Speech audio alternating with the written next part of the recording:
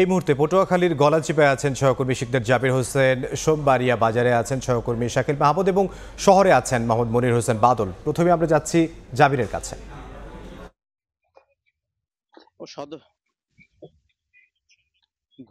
রেমাল কেটে গেছে, কিন্তু রয়ে গেছে ক্ষত চিহ্ন। উপকূলের বাসিন্দারা ক্ষত চিহ্ন বয়ে বেড়াচ্ছেন। চরম দুর্ভোগে দিন কাটছে উপকূলের মানুষের। আপনারা জানেন, ঘূর্ণিঝড় রেমাল আঘাত হানায় উপকূলের নিম্নাঞ্চল 4 থেকে 5 ফুট প্লাবিত হয়েছে, ডুবে গেছে রাস্তাঘাট, মাছের ঘের, পুকুরের পানি এবং মানুষের বসত বাড়িও ডুবে গিয়েছিল। আপনারা জানেন যে পটুয়াখালী জেলার বিচ্ছিন্ন দ্বীপ রাঙ্গাবালী উপজেলার নিম্নাঞ্চলগুলো কিন্তু পানিতে ডুবে গিয়েছিল। যেই নিম্নাঞ্চলের মানুষ এই মুহূর্তে চরম দুর্ভোগে আছেন এবং গত 3 দিন ধরে রাঙ্গাবালী উপজেলা সম্পূর্ণ বিচ্ছিন্ন রয়েছে। স্পিডবোট, ট্রলার, লঞ্চ সবকিছু বন্ধ রয়েছে।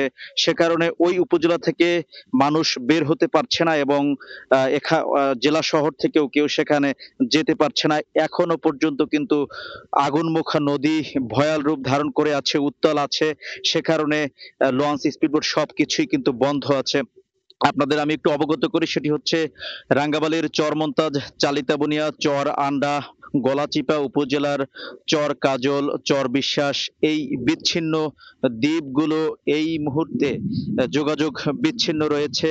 সেই সঙ্গে এসব দ্বীপের অন্তত 5 থেকে 6 হাজার বাড়িঘর ক্ষতিগ্রস্ত হয়েছে। এর মধ্যে সম্পূর্ণ বিধ্বস্ত হয়েছে অন্তত 3 থেকে 4 হাজার বাড়িঘর এবং পানির নিচে বাড়িঘর ডুবে থাকার কারণে পানি নেমে গেলেও সেসব এলাকায় কিন্তু ভোগান্তি চলছে। এক ধরনের দুর্বিষহ অবস্থা বিরাজ করছে এসব এলাকার মানুষের। পটুয়াখালীর নিম্নাঞ্চলের মানুষ কিন্তু এই মুহূর্তে হাহাকার করছেন। যদিও দুর্যোগ মন্ত্রণালয়ের পক্ষ থেকে ক্ষতিগ্রস্ত মানুষের জন্য ত্রাণের ব্যবস্থা করা হয়েছে তাৎক্ষণিকভাবে। দুর্যোগ ত্রাণ প্রতিমন্ত্রী তার নিজ এলাকায় 23 লাখ টাকা নগদ অর্থ এবং শুকনো খাবার, সেই সঙ্গে গো খাবার সহ এগুলো ব্যবস্থা করেছেন। তো এই মুহূর্তে সেগুলো কিন্তু বিতরণের কার্যক্রম করা হবে। শুধুমাত্র নদী উত্তাল থাকার কারণে সেখানে পৌঁছানো যাচ্ছে না, এটা আমাদেরকে জানিয়েছেন। তো এতটুকুই ছিল পটুয়াখালীর গলাচিপা রাঙ্গাবালী সীমান্তবর্তী এলাকা থেকে আমার কাছে সবশেষ তথ্য। আমাদের সহকর্মী শাকিল মাহমুদ আছেন কলাপাড়াতে, আমরা সরাসরি চলে যাব সেখানে।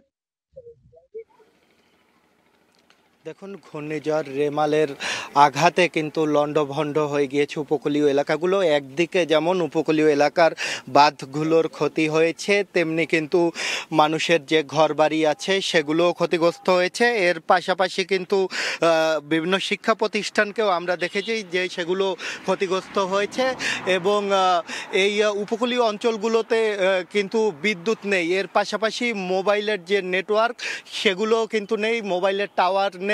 আমরা এই মুহূর্তে আছি পটুয়াখালীর সোমবাড়ি এলাকায়। এখানে পল্লী বিদ্যুতের যারা আছে তারা কিন্তু যত দ্রুত সম্ভব আসলে এই বিদ্যুতের লাইন সচল করতে তারা কিন্তু কাজ করে যাচ্ছে। বিভিন্ন জায়গায় যে সব তারগুলো আছে, যে তারগুলো ছিঁড়ে গেছে সেগুলোকে তারা ঠিক করছে। এর পাশাপাশি যেহেতু ঘূর্ণিঝড়ে বিভিন্ন বড় বড় গাছপালা এসে কিন্তু বিদ্যুতের তার এবং খুঁটির ক্ষতি করেছে, সেই গাছগুলো কিন্তু অপসারণে তারা কাজ করছে। আমরা কথা বলেছিলাম পল্লী বিদ্যুতের যারা আছে কর্মকর্তা তাদের সাথে, তারা যেটা আমাদেরকে জানিয়েছে যে তারা কিন্তু দিন রাত আসলে বিদ্যুৎ সচল করতে তারা কাজ করে যাচ্ছে।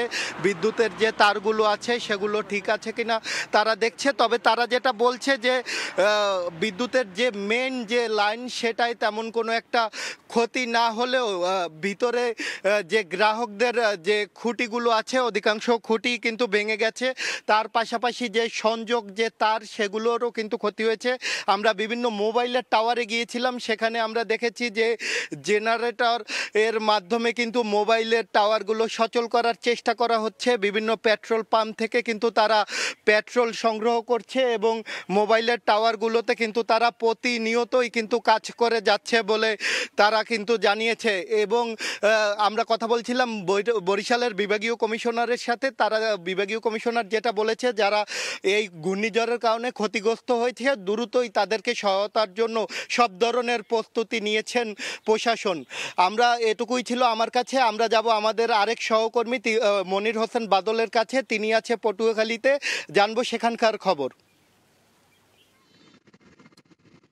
ঘূর্ণিঝড় রেমাল চলে গেলেও রেখে গেছে তার ক্ষতচিহ্ন। প্রতি বছর কোনো না কোনো দুর্যোগ হানা দেয় এই উপকূলীয় জেলা পটুয়াখালীতে। এবছর তা কোনো ব্যতিক্রম হয়নি। তবে ঘূর্ণিঝড় রেমালের আঘাতে সবচেয়ে বেশি ক্ষতিগ্রস্ত হয়েছে এই উপকূলীয় জেলা পটুয়াখালীতে। এবছর কিন্তু সবচেয়ে ক্ষতিগ্রস্ত হয়েছে কাঁচা পাকা ঘরে। পটুয়াখালী জেলায় এবছর এই ঘূর্ণিঝড় রেমালের কারণে ৩৭,০০০ কাঁচা পাকা ঘর বিধ্বস্ত হয়েছে। এছাড়া আমরা যদি বলি যে বেড়িবাঁধের কথা, পটুয়াখালী জেলায় যে ১৩০০ কিলোমিটার বেড়িবাঁধ রয়েছে, এর ভিতর ৭ কিলোমিটার বেড়িবাঁধ কিন্তু সম্পূর্ণ বিধ্বস্ত হয়েছে। এবং এই ঘূর্ণিঝড় রেমালের সময় এই বেড়িবাঁধ ভেঙে লোকালয়ে পানি প্রবেশ করে কিন্তু হাজার হাজার মানুষ কিন্তু পানি বন্দী অবস্থা ছিল। তবে এবছর কিন্তু বিষয়গুলো কিন্তু ঘূর্ণিঝড়ের বেশ ক্ষতি হয়েছে। পটুয়াখালী জেলায় কিন্তু ২৮ কোটি টাকার মুগডাল, রবি শস্য সহ বিভিন্ন ক্ষতি হয়েছে। তবে কত লাখ গাছপালা পড়ে গেছে এই বিষয়ে কারো তথ্য নেই জেলা প্রশাসনের কাছে।